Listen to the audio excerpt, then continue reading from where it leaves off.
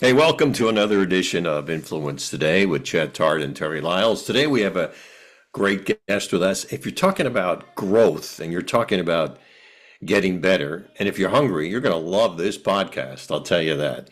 And we're going to talk about influence and how different people influence our lives and how the influence around us makes us a better person.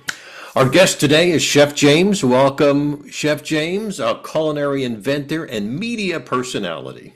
Nice to. Thank you, guys. It's great being here. And you were talking influence, and I think that during this time, around, I think influence has changed tremendously. Before, we used to have all these influencers, like artists, painters, and there was no social media.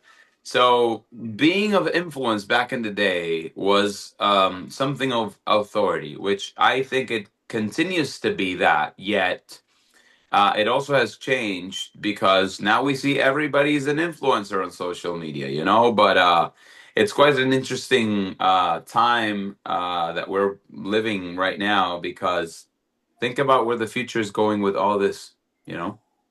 Yeah. Yeah, and I think about, let's talk about your past. You came from Venezuela and you came to America at a young age to learn about food. Were you interested in food?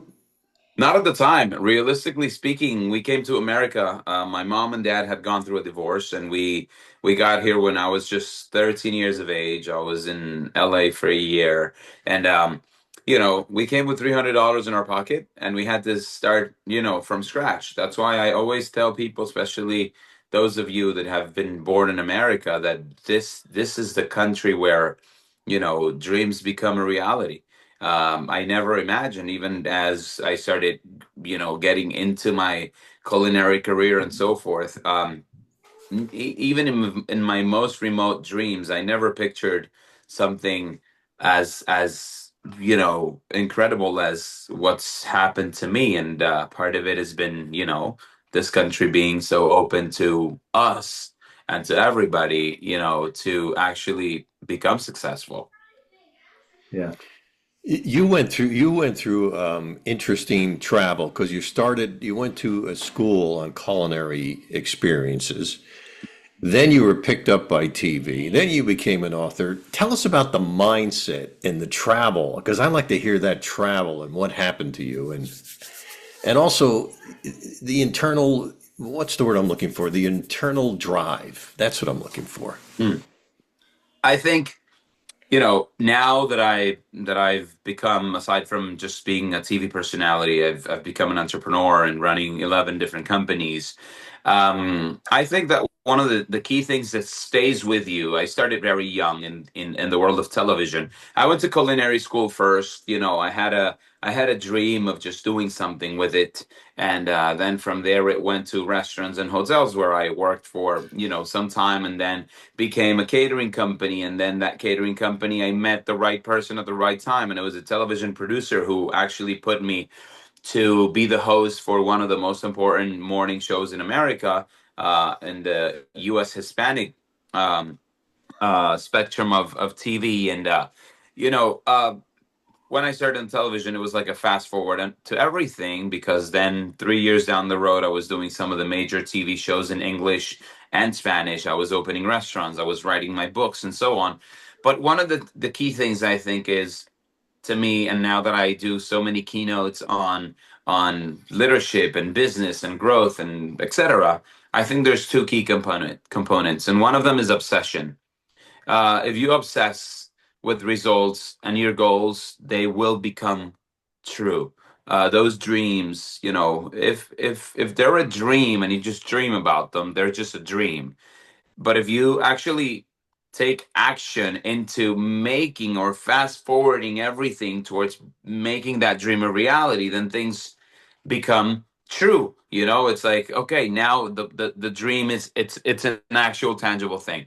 So obsession definitely is one of my secret ingredients in achieving every single thing that I put my mind to.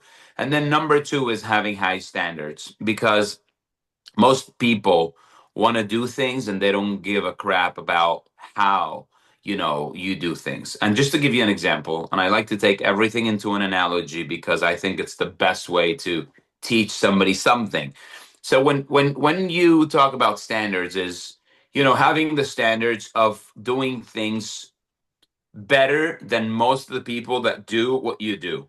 Because now the vast majority of who could be, considered your competition, they're no longer your competition. So you're playing at a smaller percentage. And when you play and have less people around you doing the things that you do, chances are the pie is significantly bigger. And I'll give you that example. So when I started doing my full line of cookware, pots and pans, and all those kinds of things, I went to Walmart. I bought at least 20 or 30 different pots and pans. I bought 30 more from like Marshalls and Amazon and everything. And I said, I went to my, I tested them all, and then I went to my manufacturer and I told them I want something that's better than all this combined. So how do we achieve that? And he said it's going to be very expensive. And I said I rather sell an expensive product that people buy once for 5, 10 years than something that's going to cost them $40 and they're going to go through maybe a set of pots and pans every 6 months to a year. And that has taken our e-commerce to having over 100,000 clients that are satisfied with the product, and the whole messaging behind it was, I'm not making a pan to compete with everything else that you're buying. I'm creating a pan that's not competition to anything. It's going to be the best pan you've ever had. So That's awesome. standards, yeah. Terry, you deal in this area. Terry's a psychologist. Tell me about the mindset, what you have to have. Is that wired in? Is it the environment? What influences that? Yeah, I think the influence is, to what you're saying, is so important because it's about your palate. Do you want just the average, or do you want something good, or do you want the best? So in the nutritional physiology side, I train professional athletes as a human engineer on how to navigate stress on a regular basis, i.e., race car drivers at 200 miles an hour with road rage with 33 other maniacs. So we talk about good, better, and best. And people buy, like you said, you can go to Walmart, you can go to Marshalls, you can get a good, you can get a better. But what you're saying is you created a best and a solo lane of vertical. And I think that's so important because people call me because I may not be the best, but I believe I am. But you only know by repeat purchases and Right. repeat calls that if somebody is stressed, they call me. If somebody wants a pan that's going to last, they call you, as an example to your metaphor. And, my wife and I talk a lot about food. I Mm. mean, so it's not just food. It's like, what is the best that we have in our area?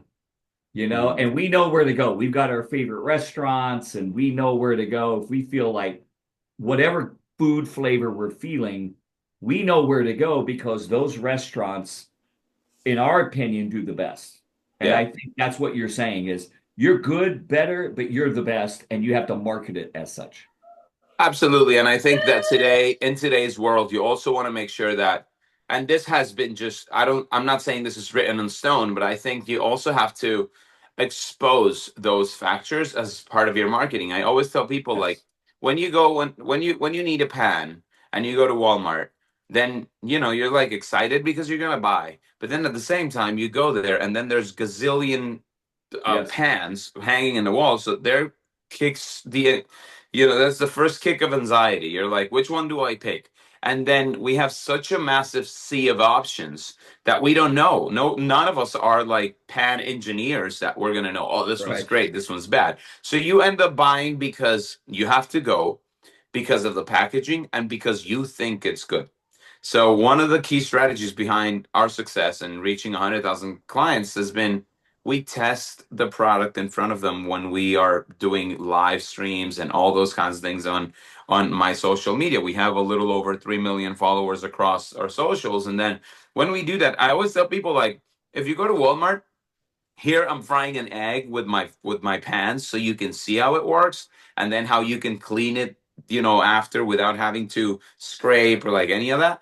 and they're never going to test the product in Walmart. You're going to take it home, you're going to test it yourself, and then you're going to know whether it's good or bad. And if it's bad, guess what? It doesn't have a guarantee or whatever, so you can't return it. Now you're screwed. You lost money, you lost time, and now you have a deception. So here you're buying something that's for sure going to work. And that has been like, I think you in marketing in general, which is one of my businesses, we have a marketing agency that helps people and their businesses grow.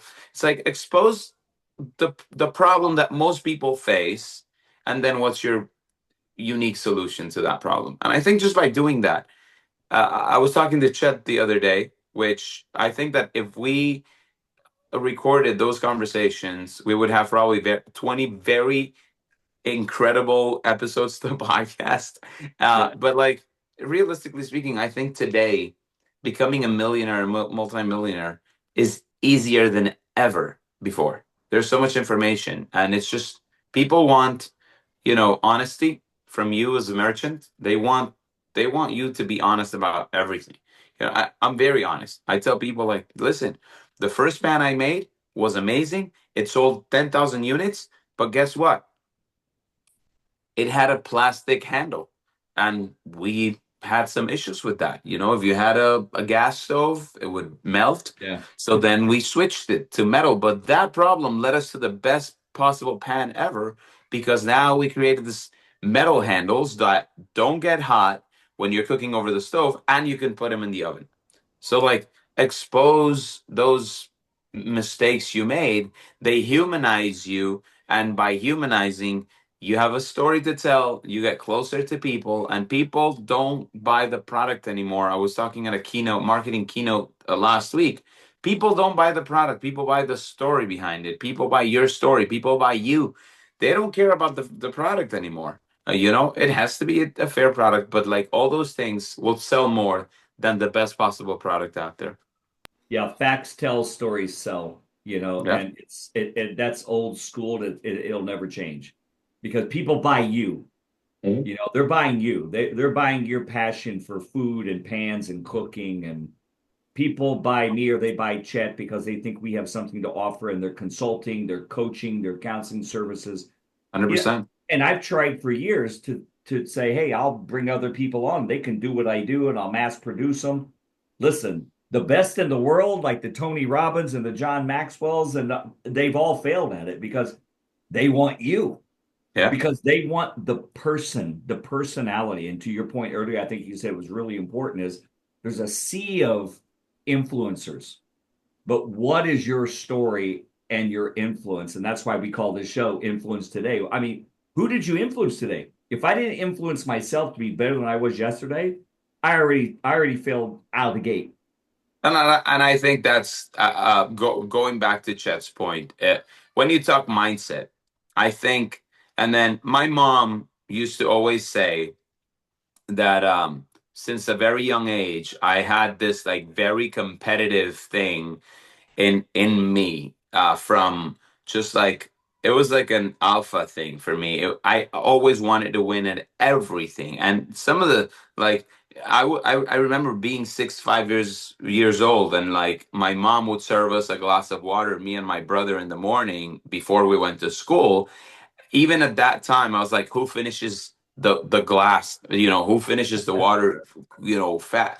And my mom says today that key to my success has been that competitive soul. And when you take it to today's world, where like Tony Robbins and all the top coaches, they say work on being a better version, of yourself than you were yesterday.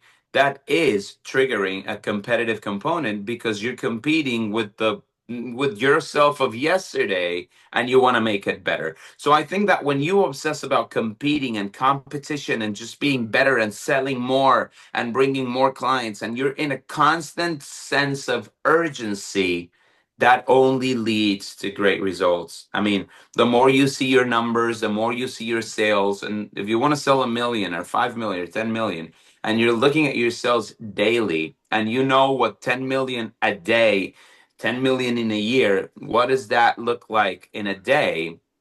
And then that day you did not achieve that number. Tomorrow you're going to work twice as hard in order to achieve today's goal and yesterday's goal. So when you're tracking everything in the day to day, the goals become smaller, yet they become easier. Yeah. Great comments. Great comments. You know, you were talking about being a millionaire today, how easy it is. Can you tell me a story about some of the toughest challenges you've been through and how you overcame that? Because that would be interesting to let people know it's just not a hockey stick of success. Yeah, I will tell you one of my toughest moments in my career. It was a cultural. I don't think I've ever spoken about this in a publicly after it happened, but I had an incident back in 2018. I was hosting a World Cup show, and we have a lot of differences. Me coming from South America, we culturally, even though we're very similar, there's a lot of things that happen here that don't happen there. Um, and I went through a situation where we were cheering for Mexico in the World Cup, and then Korea was playing Germany, and if Korea beat Germany, Mexico would go through the next round. And then, I said today we're all Korean, and by mistake, which now I know was a mistake, I pulled my eyes, mimicking a Korean person, which in Mm. America is considered to be something very offensive. For us in Latin America, this was never something offensive, and culturally, we actually grew up to this being a way to refer to people of Asian descent, and but obviously two different countries. I think people Mhm. here go through a lot of different stuff, and that just traveled all throughout the world, and it became a massive deal.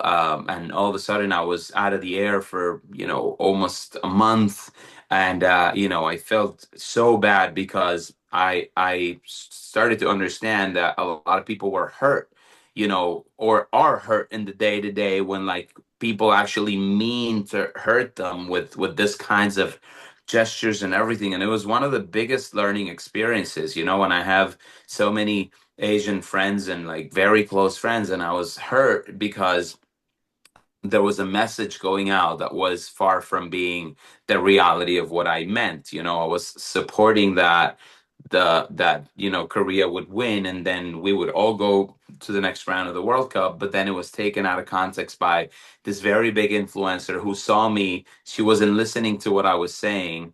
She was just seeing it on the TV, and she posted something, and she was a massive influencer. She had like 16 million followers at the time, and she Mm. said, "Look at this racist guy doing this on TV."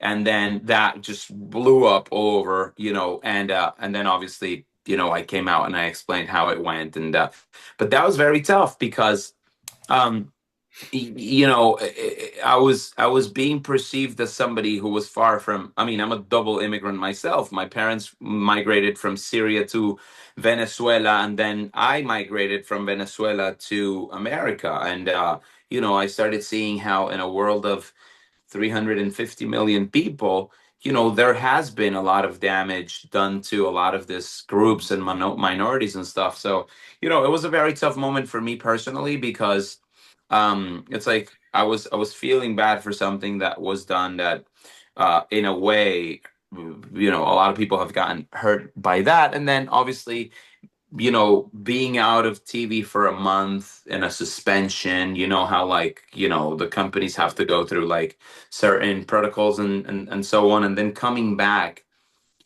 it was very tough. I was afraid to go in the air. I was afraid. I got death threats over social by a lot of the people in the Asian community. I mean, a lot of them, again, as I said, you know, uh, uh, there has been a lot of damage that has been done to a lot of these people. So I get where that came from, but it was one of the toughest moments I ever faced. And then that also made me realize one thing, that when you work for a company, a corporation, and then a lot of things can happen. Whether your boss decides to one day say you're just not aligned with my thoughts anymore, and they put an expiration date to you, and then you're facing one of the toughest things that a person could face, which is you having a family and you staying without a job, and then wow, uncertainty just kicks in. So I realized that we were so we are so vulnerable when we have one plan and one plan only. Um, I had spoken to Kevin Hart after that happened, and Kevin Hart went through something very similar when the thing with the Oscars happened and so on. And he told me, he came to the show that day. He's like, dude, I feel so bad for what happened to you because I understand that you were raised in a different culture where like this is, this is not something that's used to hurt people in your country, but then here it's just different because of what has happened historically in the past. And but you have to also learn, this teaches you a lesson that, when this happens and you are a piece of a puzzle, you're removed. It's like playing chess. A peon just takes on one piece from the adversary, and then that piece is gone. It's out of the puzzle. So you could be out of the puzzle if you are a piece of the puzzle, and you need to become the puzzle. You need to become the board so you control your pieces, and then you can take whatever action, and you are the one that decides what pieces continue to play and what pieces go. So that was a very tough, it was a rebirth to my career. I got a lot of positive from the negative. I started getting a lot of positive, um, you know, messages and stuff from like a lot of the Asian community leaders after I had made my apology, my formal, open to public apology, saying I never understood this was a hurtful gesture, or like that it could be considered something negative, because if it was, I would have never, done it in the first place. It came out of just me being naive and possibly uneducated in the subject. So I started getting a lot of, great feedback and, great messages from big leaders in the industry, and not only in the industry, but a lot of leaders in certain communities and stuff. They started supporting, and they're like, thank you for taking the time to apologize. Like, and they took me in as one of their own. And I told them, listen, I am just as you are. I'm an immigrant. I would, if it was in my hands, I would want to protect us all as immigrants, and I would want to teach everything I've gone through today, so you guys could learn and be successful the same way, I have. And I think success is very subjective, because success means different things to everybody, and it's measured differently. But it was a restart to everything. I went, and I was more nervous the first day I went back on TV than I was the first time I ever went on the air. I was much more mindful on what I said and how I, would communicate my messages, and my brand deals stopped completely. Hmm. No brand wanted to work with me for a long time, and then that just, time, I think, and me reinforcing the message of, listen, that's way past us, and I obviously learned a lesson, and now I'm willing to teach that lesson, so that no other person makes that mistake, but we overall as a group learn, and our Latinos also learned that, hey, that's not the way to go. And then I started, obviously, teaching that with the human resources team at NBC, because there's a lot of Latin people there, and they just think different. They were raised different, so they don't know that's an issue. And then I came together with the human resources team, and we kind of like went and started educating people, because I think it's all about education. When you look at Disney movies back in the day, and you see a lot of things that today are so messed up, and Hmm. to the point where, like, most of the movies that go back from the 80s and before, they all have a disclaimer when you actually go on Disney Plus and watch them, and they say, this is a movie that was created many years ago, and a lot of the things done there are not right today, but it's just a movie. So it's about educating, evolving. But then again, it was a rebirth to my career. I had to start building my own businesses, and I started doing things differently. But overall, the biggest lesson I took from that was when you're in your own puzzle, you don't depend on the decisions of everybody else, to succeed and grow. So that's one of the biggest takeaways from that. And the other massive takeaway was like every culture is very different. Yeah. Yeah. That's So good. And I'll flip it back to Chet, but I think you said a few things that was very powerful. One, thank you for sharing that because I believe authenticity is the key to success hmm, because people will find you out sooner or later. So you might as well just tell them up front, look, I'm screwed up. I say this all the time. Look, I'm a stress doctor. I got more stress than anybody else, and I'm just trying to figure it out myself. I have to yeah, read my own books. I right. got my own problems. You know what I mean? And number two, there is no losing. There's learning. Hmm, Okay, so take away one thing you learned, and you shared several things you learned. So when I train athletes, performers, you may not think you had the best day of your life, but it's like, what did you learn and what one thing could you do to change that?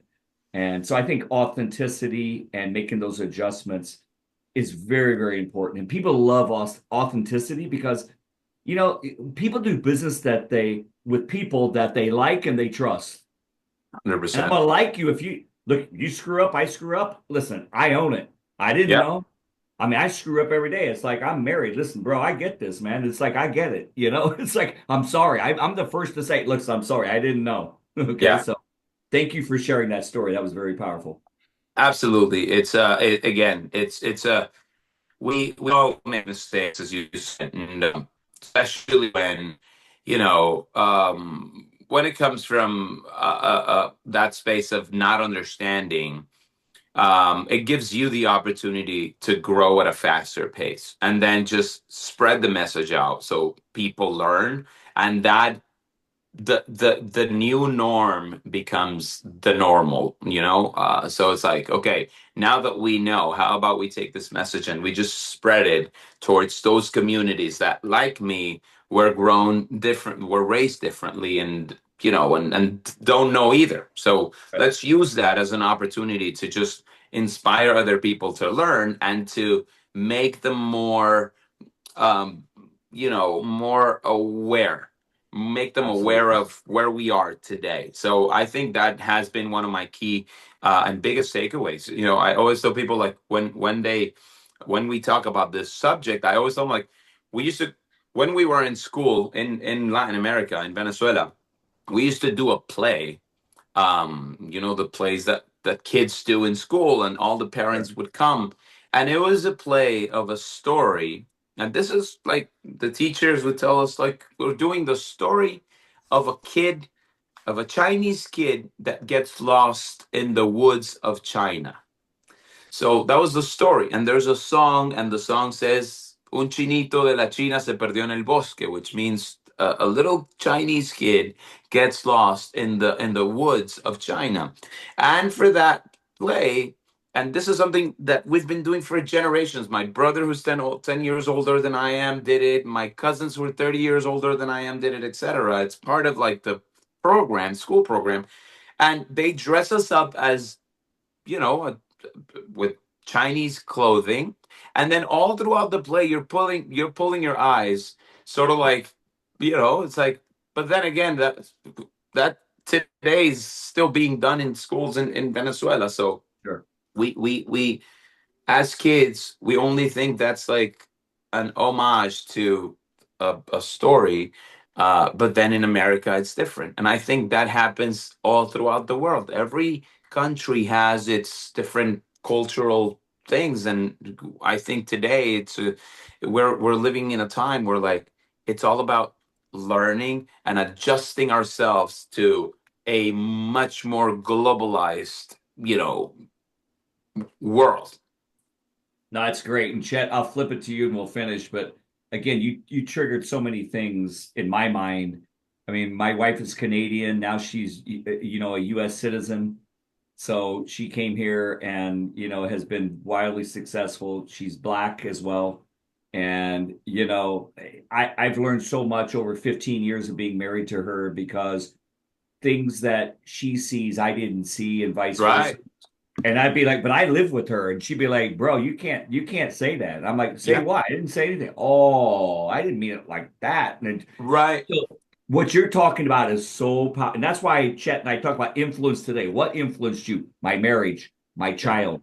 I mean, I've got an in-between child, and it's like he don't even know who he is some days. He don't know. It's like whatever. But it's the influence of I am who I say I am. Totally. It's the powerful thing in the Bible is, when you say, I am sent you. Yeah. I didn't give my name. Moses was like, who do I say sent me? And God said, you tell him I am sent you. Yeah. So the question is, who am I today? That's my influence. I am fill in the blank. Yep. Absolutely. Very powerful too. Very Yeah. So powerful. Chet, take it, man. We'll end up somewhere. So go ahead, Chet. Well, I want to end in a different style if I could here. And I do things in three. So there's three questions I'm going to throw out to you, and you can end it with that. Number one, here's the first question. How would you describe your cooking style in one sentence? What ingredients can you live without or cannot live without? And if somebody wanted to watch you cooking, where do they find you? Okay, cool. Got those So three? yeah, for the first question, I call my cooking style global, which is a global cuisine. I mean, I started my first mentor in the kitchen was originally from Spain. And from there, I come from Arabic, Middle Eastern mom and dad. So that was another cuisine that has been embedded in me. And then as I came to America, I mean, I learned this new American cuisine, which was and is a thing today. And then I went to a French culinary school, and then I was in Paris for my internship, and then I came back and went to study Mexican cuisine as well. I have had Mexican restaurants, Spanish restaurants. So it's a global cuisine with local ingredients, whatever you have close to you. And it's that interpretation of how do I make this Arabic dish with what I have available in the supermarket or like in the local farmers market. So a lot of global local, which in one word is global cuisine. That's how we call it. And then in terms of those ingredients that I think are essential in my cooking, I really like to when I cook, I really like to create flavors that are bold and that create memories, right? If I have you come over, and that's a little bit That's of the great. That's that's great. that's a little bit of the ego playing a role, right? But I've always said that as cooks, ego is one of our biggest assets, and I'll tell you why. Even though we've always run away from ego, I think ego has to be used when it's needed. My ego as a cook pushes me to really working on dishes that will impress my guests. And then as a cook, I live off of that recognition. I live off of that smile. I live off of the comment coming out to you and then you saying it's one of the best meals of my life. And then that fills my ego, but it only pushes me, and I'm talking me as James Tahan specifically, to continue to do better, to get more of those recognitions and words and kind, amazing words, and more of those smiles.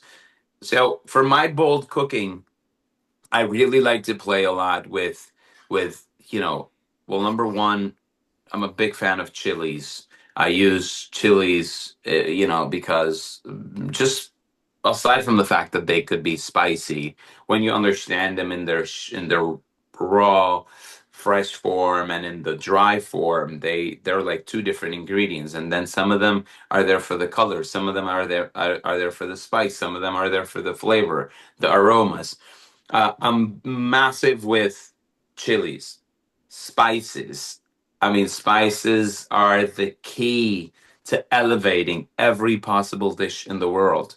So spices and me coming from the Middle East, it's a massive thing. I call it my spice box, but it's like I try to get the best of the best, and that really takes and elevates my cooking to the next level. And then I always think acid plays a massive role in everything. It's that wake up thing in your palate that sort of like elevates everything to the next level. So, and when I say acid, I have a big collection of vinegars, from like sherry Oh, vinegar to champagne vinegar to you name it. We have it all. But like vinegars, lime, wine, uh, all these components, I think, just elevate your dishes to the next level. And then where they can find me, it's very simple. Chef James on Instagram. At Chef James on Instagram. I have my full line of, over the top cookware on chefjames.com.